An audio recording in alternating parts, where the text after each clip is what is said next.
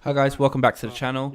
Here I'm at Cool Under Fire, where I got to play a film sim. It was really good fun, and enjoy the video. This is the briefing part. You can skip this if you wish. Copy that. Right, okay, the first special objective, which will happen sometime after 11 o'clock. Okay, you will meet in this area here, between the crossroads and the low road. Yep. With an arms dealer. Okay, Senor Oscuro, who is your overall commander, has arranged for the cartel to purchase 2 anti-aircraft rocket launchers.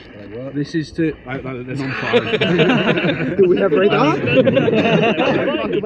Along with that will be some small weapons, AKs, and some ammo. Okay?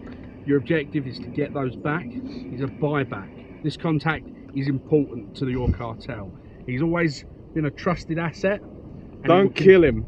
And he will continue to be a trusted asset.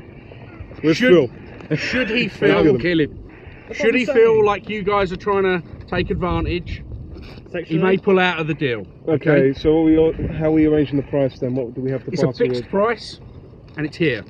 Okay, Excellent. that's what you need to pay him with. Once he's got that, and he has left the area, move your crates and your anti-aircraft back here.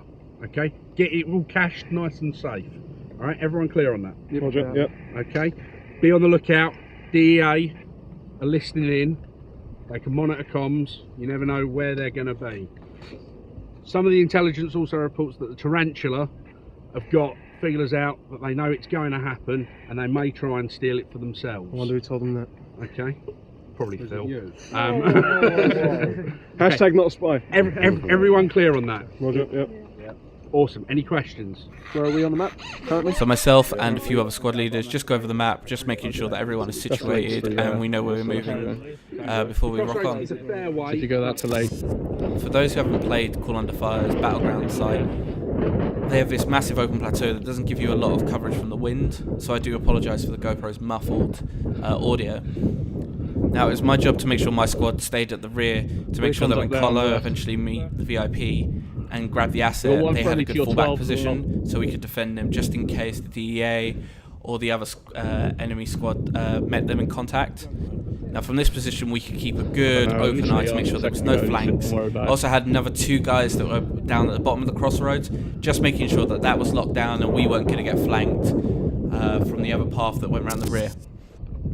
What's up? There's 2 of us down here, yeah? You got half our teams up there. Yeah, they're going up there, but we got the main area and the district. And obviously, the guy that's giving us the crates is going to be meeting us there. He's supposed to be meeting us up here, I think. Is he meeting us there?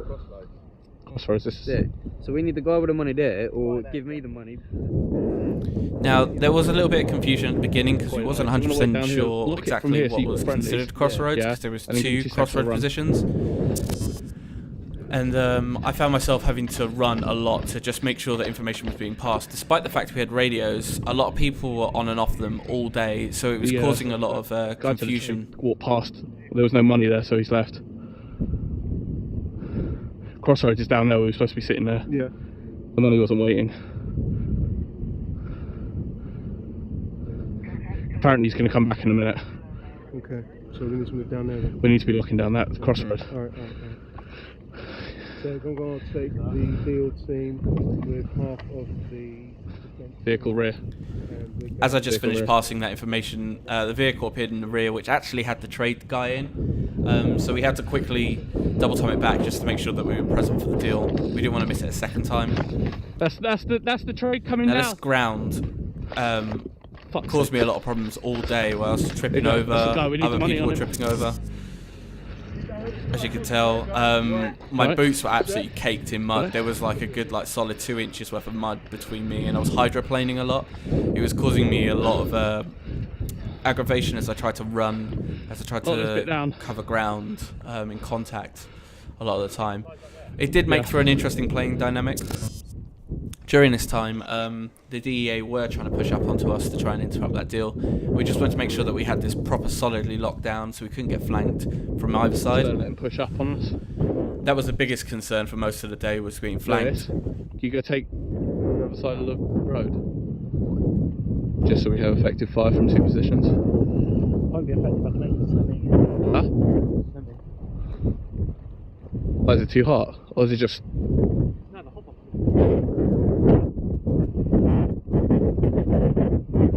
I pissed over there, by the way, if you don't want to sit in it.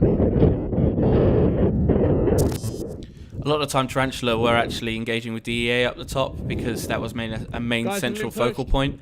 So, and they obviously had their objectives. So I wanted to make sure that down the bottom of the crossroads, everyone was squared away and knew that exactly what was going on. Plus, also Carlo was down there, and he was our team leader for today. And I just wanted to make sure that I had information back and forth because the radio seeming to fail, and it worked a lot better to make sure that information was back and forth, back and forth. Pushing us now. Cocaine packages open and ready to go. It's after 11 now. Okay. So in about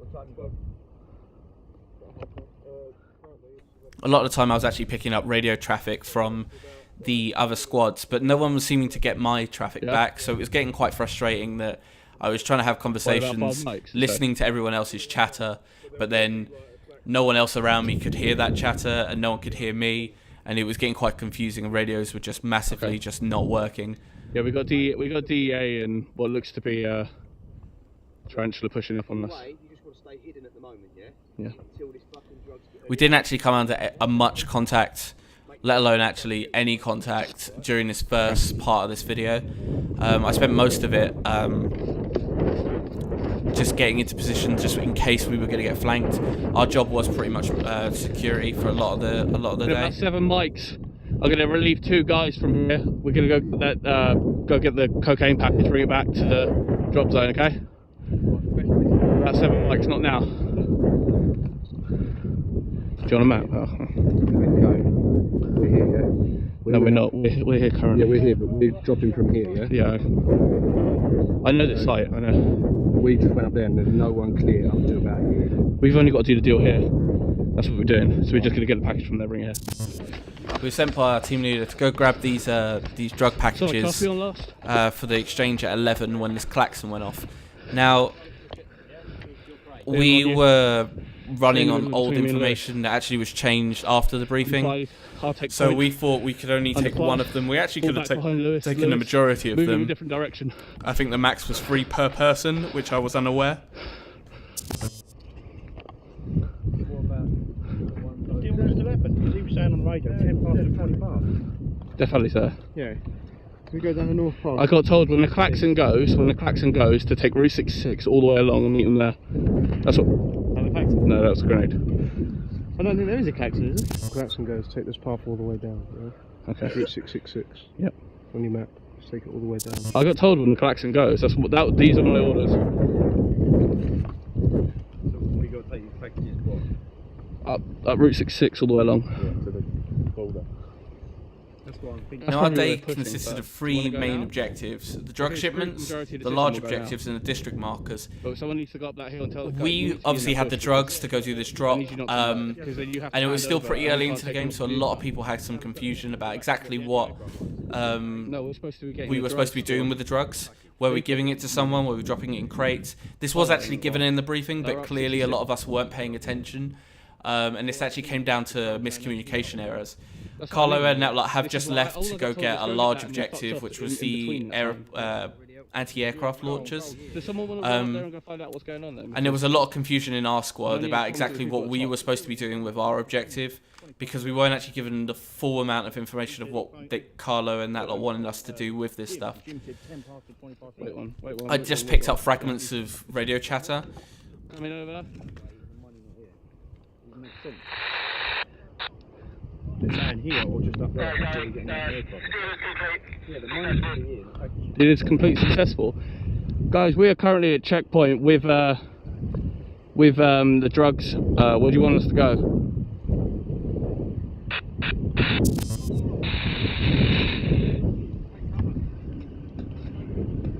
Wait there, then. What do you want us to do with this shit? What? The shit that we have here. Shit. You told us to go get the drugs. Yeah. What do you want me to do with it? Deliver it where? Deliver to a blue container in the Borderlands. Take this route all the way up. What now? When the klaxon goes. So far, we managed to keep quite a large amount of assets away from Tarantula and also the DEA. and get them back to base pretty much safe and sound.